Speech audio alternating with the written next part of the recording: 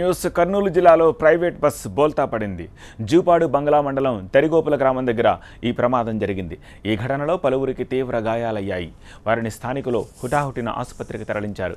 గాయపడిన వారిలో కొందరి పరిస్థితి విషమంగా ఉందని డాక్టర్లు చెబుతున్నారు.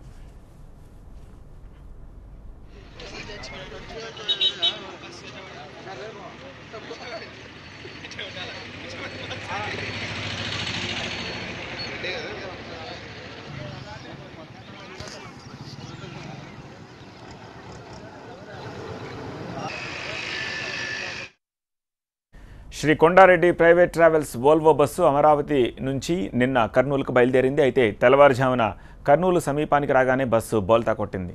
అయితే ఈ విషయం ప్రైవేట్ ట్రావెల్స్ యాజమాన్యానికి ఫోన్ ద్వారా చెప్పినప్పటికీ వారి నుంచి ఎలాంటి స్పందన రాలేదు.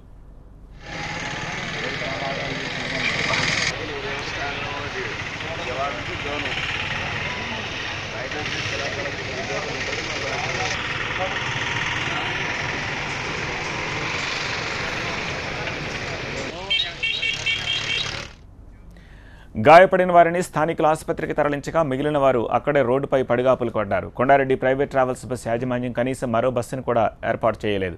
దీంతో మహిళలు, చిన్నపిల్లలు రోడ్డుపై తీవ్ర ఇబ్బందులు ఎదుర్కొన్నారు.